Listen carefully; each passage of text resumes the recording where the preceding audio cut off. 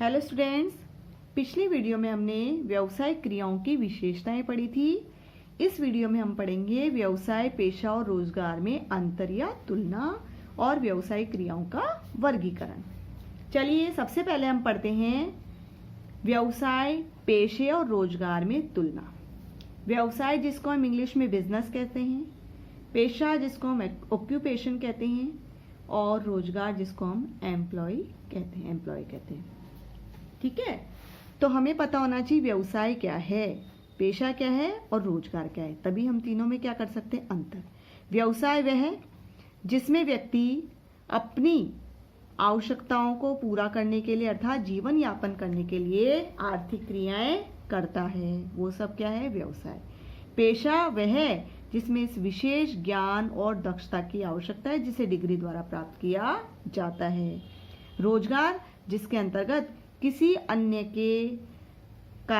के व्यवसाय या फैक्ट्री वगैरह में क्या किया जाता है, कार्य किया जाता है और बदले में क्या मिलता है, वेतन। समझिए, सबसे पहले व्यवसाय की स्थापना की विधि। व्यवसाय की स्थापना किस प्रकार से की जाती है? उद्यमी का निर्णय, यानी जो भी उद्यम या व्यवसाय करने वाला है उसका डिसीजन और अन्य कानूनी औपचारिकताएं, यदि कोई भी कानूनी औपचारिकता हैं आवश्यक हैं तो उनका पूर्ण करते हुए किसी भी व्यवसाय की स्थापना की जा सकती है। पेशा किसी भी व्यावसायिक संस्था की सदस्यता या व्यावहारिक योग्यता का प्रमाण पत्र प्राप्त करके, जैसे डॉक्टर हैं, वकील हैं, ठीक है, तो उस संस्था की, यानी जैसे चार्टर्ड अकाउंटेंट है तो वो सीए इंस्टीट्यूट का सदस्य बनता है और उसके साथ साथ जो भी उसको उस कोर्स को पूरा करने के लिए जो कोर्स के लिए उसको स्टडी करनी पड़ती है, एंट्रेंस एग्जाम देना पड़ता है, वो सब वो देता है और फिर उसको क्या मिलता है, उसको प्रमाण पत्र। वह अपने पेशे अर्थात चार्टर्ड अकाउंटेंट बिजनेस शुरू कर सकता है।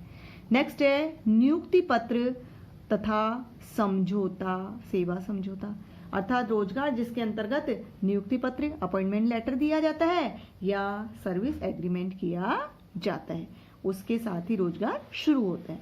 नेक्स्ट है कार्य की प्रकृति, जनता की वस्तुओं तथा सेवाओं की सुलभता, अर्थात व्यवसाय में जनता को उसकी आवश्यकता अनुसार वस्तुओं और सेवाएं उपलब्ध करवाई जाती है, जबकि पेशे में व्यक्तिगत विशेषज्ञ सेवाएं दी जाती है। जैसे चार्टर्ड अकाउंटेंट अपनी व्यक्तिगत विशेषता क्या दे रहा है, वो अपने यानी अकाउंट्स को टैली करने का, ऑडिट करने का कार्य करता है। डॉक्टर सेवाएं दे रहा है, यानी किसी की चिकित्सकीय कार्य की सेवाएं दे रहा है, ठीक है, तो विशेषज्ञ सेवाएं प्रदान करना।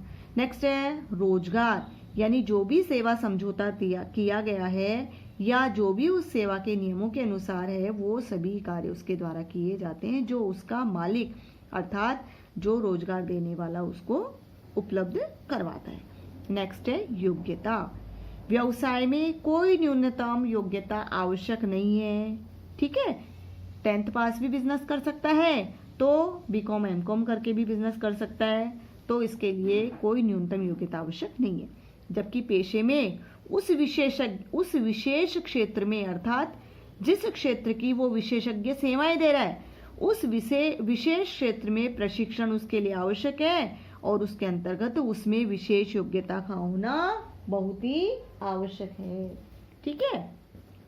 नेक्स्ट है नियोक्ता द्वारा निर्धारित योग्यता एवं प्रशिक्षण, यानी जो नियुक्ति देने वाला नियोक्ता है उस नियोक्ता के द्वारा जो उस रोजगार के लिए निर्धारित योग्यता है उस निर्धारित योग्यता का होना आवश्यक और साथ ही समय समय पर जो प्रशिक्षण दिया जाता है उस प्रशिक्षण का भी होना। नेक्स्ट है प्रतिफल, व्यवसाय के बदले में क्या मिलता है, लाभ, यानी व्यवसाय क्या अर्जित करता है, लाभ अर्जित करवाता है। पेशे में यानी व्यावसायिक पेशा जो है उसमें विशेषज्ञ सेवाएं देने के बदले में क्या प्राप्त होती है, फीस, जैसे डॉक्टर फीस लेता है, चार्टर्ड अकाउंटेंट फीस लेता है, वकील फीस लेता है, सब कौन है, पेशेवर। नेक्स्ट है रोजगार, रोजगार में क्या दिया जाता है, वेतन और मजदूरी, कौन देता है, एम्प्लॉई, ठीक है।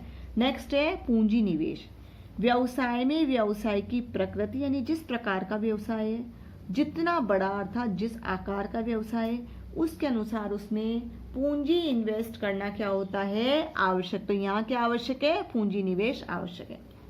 नेक्स्ट है स्थापना के लिए सीमित पूंजी, यानी पेशे में बहुत अधिक पैसे की आवश्यकता नहीं है, बस केवल उस पेशेवर व्यक्ति को अपने ऑफिस को स्थापित करने के लिए एक लिमिट मात्रा में, सीमित मात्रा में पूंजी की आवश्यकता होती है, बहुत अधिक नहीं। जैसा कि आपने देखा होगा, एक वकील के चैम्बर में आप जाएंगे तो आपको टेबल कुर्सी और उसकी बुक्स वगैरह ही नजर आएंगी, उसके अलावा बहुत ज़्यादा वहाँ आपको इन्वेस्टमेंट नजर नहीं आएगा। नेक्स्ट है रोजगार। रोजगार में पूंजी की आवश्यकता ही नहीं है, क्योंकि व्यक्ति तो किसी अन्य के यहाँ काम कर रहा है, किसी अन्य के अधीन काम कर रहा है, तो उसको स्वयं को पूंजी की आवश्यकता ही नहीं है। अब है जोखिम, यानी व्यवसाय में जोखिम तो निश्चित है, यानी जोखिम है ही है। कैसे? यानी लाभ भी अनिश्चित है और अनियमित जोखिम, यानी हमेशा किसी न किसी प्रकार की, हो सकता है बाढ़ आ जाए, हो सकता है फैशन आउट हो, इस प्रकार की अनियमित जोखिम हमेशा बनी रहती है। और लाभ फिक्स नहीं है, कितना प्रॉफिट होना है कितना नहीं। नेक्स्ट है पेशे में स्थापना के लिए सीमित पूंजी की, पेशे के लिए फीस नियमित और निश्चित है, यानी आप डॉक्टर के यहाँ जाएंगे तो उसकी फीस फिक्स है और नियमित है, यानी उसको इतनी फीस पर डे, अगर इतने पेशेंट देखता है तो इतनी फीस तो उसको मिलनी ही मिलनी है, इस प्रकार से निश्चित है। कुछ जोखिम, यानी थोड़ी बहुत जोखिम है कि हो सकता है उसका पेशा चले ही नहीं या बहुत नहीं चले, तो इस प्रकार की कुछ जोखिम तो है। रोजगार, रोजगार में निश्चित और नियमित वेतन है, लेकिन जोखिम किसी भी प्रकार की नहीं है। नंबर 7 है हित हस्तांतरण। व्यवसाय में कुछ औपचारिकताओं के साथ वे अपने बिजनेस को यानी ट्रांसफर भी कर सकता है, तो कुछ औपचारिकताओं के साथ हित का हस्तांतरण संभव है, यानी कोई भी अपने बिजनेस को किसी और को ट्रांसफर कर सकता है, तो जो लाभ होगा वो लाभ जो भी बिजनेस को खरीदेगा या जो भी बिजनेस का को अडॉप्ट करेगा उसे वो लाभ होगा, तो हित हस्तांतरण संभव है।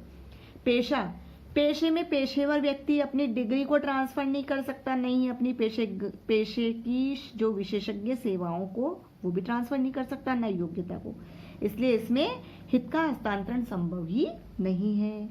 रोजगार, रोजगार में तो संभव ही नहीं है, क्योंकि एम्प्लॉयर जिसको रोजगार देगा वही लेगा, उसके बदले दूसरा उसका रोजगार नहीं कर सकता।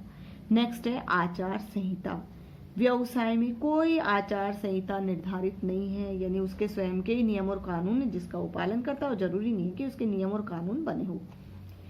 पेशा, पेशे में पेशेवर आचार संहिता का पालन करना आवश्यक। जैसे आपने देखा होगा कि जब डॉक्टर की डिग्री उसे प्राप्त होती है तो उसको शपथ दिलाई जाती है कि जब भी उसके पास किसी भी प्रकार का पेशेंट आए, चाहे वो दुश्मनी क्यों ना हो, तब भी वह उसको जीवन बचाने के लिए निरंतर प्रयास करे, ठीक है, और किसी प्रकार का गलत उसके साथ व्यवहार ना करे।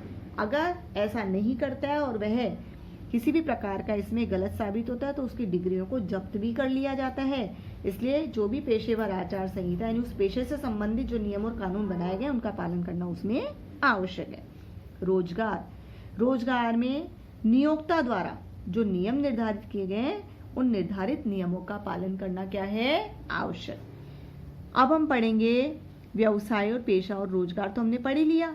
अब इनको जो 3 भागों में बांटा गया है, सारणी हम पढ़ चुके हैं। अब हम पढ़ेंगे व्यवसायिक क्रियाओं का वर्गीकरण, ठीक है। विभिन्न व्यवसायिक क्रियाओं को 2 भागों में यानी 2 वर्गों में बांटा गया है, उद्योग और वाणिज्य। सबसे पहले उद्योग क्या है? वस्तुओं का उत्पादन अथवा प्रक्रिया। आपने देखा होगा, नाम सुना है इंडस्ट्री। उस इंडस्ट्री में क्या होता है? वस्तुओं और सेवा, वस्तुओं का क्या किया जाता है? उत्पादन, या फिर जो भी रॉ मटेरियल, उस रॉ मटेरियल को प्रोसेस के तहत उत्पादन योग्य वस्तु का निर्माण किया जाता है। जबकि वाणिज्य में वे सभी क्रियाएं सम्मिलित की जाती है। कौन सी? जो वस्तुओं के आदान प्रदान यानी लेन देन, संभरण यानी भंडारण, और वितरण अर्थात एक स्थान से दूसरे स्थान पर वितरण करने को संभव बनाती है। इन 2 वर्गों के आधार पर हम व्यावसायिक फर्मों को 2 भागों में अर्थात औद्योगिक उद्यम और वाणिज्यिक उद्यम की श्रेणियों में क्या कर सकते हैं? विभक्त कर सकते हैं। अब हम सबसे पहले पढ़ेंगे व्यावसायिक क्रियाओं के अंतर्गत उद्योग। उद्योग क्या है? उद्योग से अभिप्राय उन आर्थिक क्रियाओं से, यानी क्रियाएं तो वही है, कौन सी? आर्थिक, जो अर्थ के लिए की जा रही, उन आर्थिक क्रियाओं से है जिनका संबंध संसाधनों को उपयोगी वस्तुओं में परिवर्तित करना है। संसाधन यानी जो भी मटेरियल है, रॉ मटेरियल हो, फाइनेंस हो, मशीनें हो, मानवीय हो, इन सभी संसाधनों को उपयोग में लेकर उपयोगी वस्तुओं में बदलना। उद्योग शब्द का प्रयोग किसके लिए किया जाता है? उन क्रियाओं के लिए जिनमें यांत्रिक उपकरण यानी यंत्र और उपकरणों की, मशीनों की इनकी आवश्यकता होती है, टेक्निकल कौशल की आवश्यकता होती है और उनका प्रयोग किया जाता है। उनमें वस्तुओं का उत्पादन अथवा प्रक्रिया, जैसे गन्ना आपने देखा है, खेतों में जब गन्ना होता है तो उस गन्ने के द्वारा उस गन्ने के रस को निकाल के प्रोसेस करते हुए यानी प्रक्रिया के द्वारा उससे क्या बनाई जाती है? चीनी या गुड़। ठीक है, तो इसमें वस्तुओं का उत्पादन या प्रक्रिया और पशुओं के प्रजनन और पालन से संबंधित क्रियाएं की जाती है। पोल्ट्री फार्म नाम आपने सुना है, भेड़ पालन, मुर्गी पालन, ठीक है, इन सबको भी उद्योग धंधों के अंतर्गत लिया जाता है।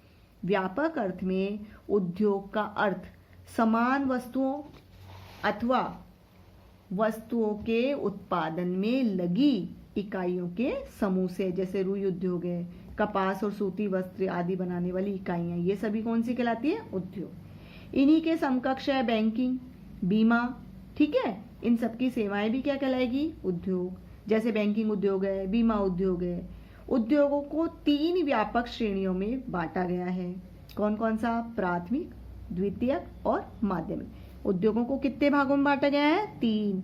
प्राथमिक उद्योग, द्वितीयक उद्योग और माध्यमिक उद्योग, यानी द्वितीयक को माध्यमिक भी कहते हैं और तीसरा तृतीयक या सेवा उद्योग, जैसे बैंक और बीमा है, इसको तृतीयक उद्योग के अंतर्गत लिया जाता है।